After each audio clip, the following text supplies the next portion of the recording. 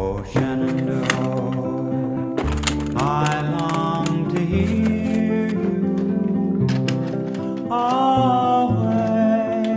This is a story about my brother and me.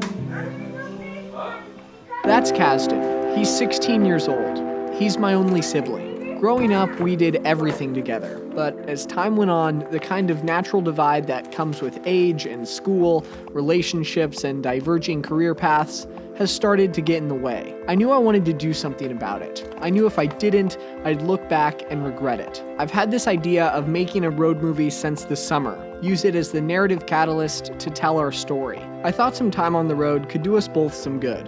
Isaac Walton said good company in a journey makes the way seem shorter. So, after Kasdan got out of school for the break, we grabbed a couple cameras and set off looking for an adventure, the kind we'd fantasized about when we were kids.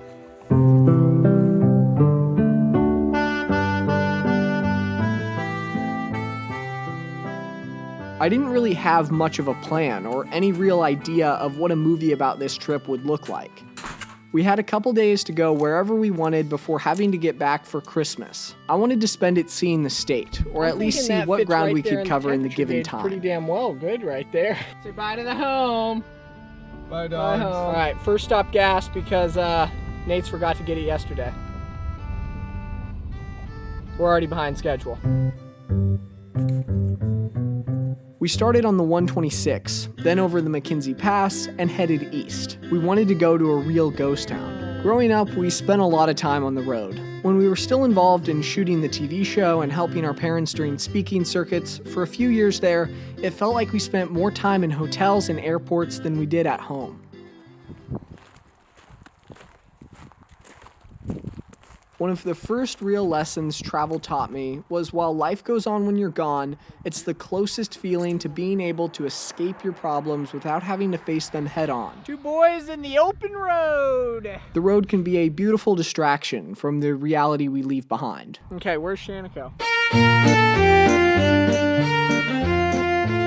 When I said this was a movie about my relationship with my brother, I wasn't entirely truthful.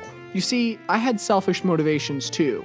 Since starting college a couple months ago, a cloud of uncertainty has taken up residence in my mind. I was overdue for an escape. Figured what better way to deal with this than by making an adventure movie.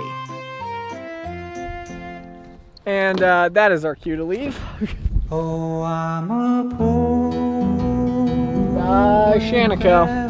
The last decade of friendships for me have been one long string of failed or short-lived attempts at connecting, almost always marred by a lack of effort on my part, an inability to relate, or a string of selfish actions that erode reliability.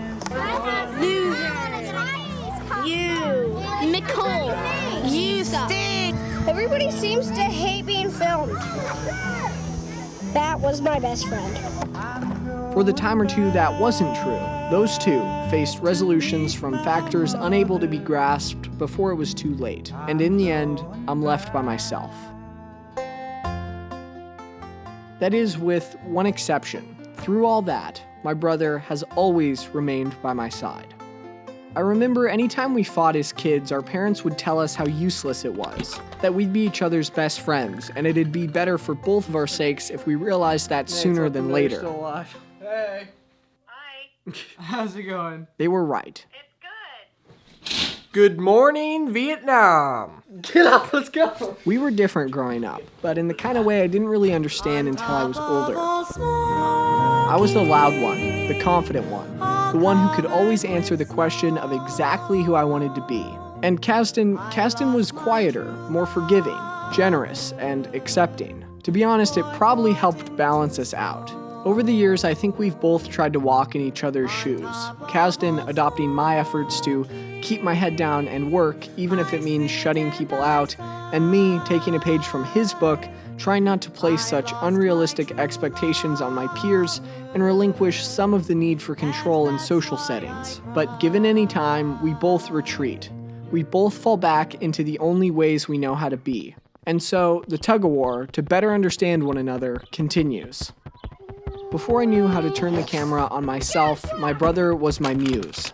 We'd make movies about anything we could. I was Scorsese, Kasdan was my De Niro, and our backyard was the soundstage of our childhood. All these years later, and I'm still sticking a camera in his face.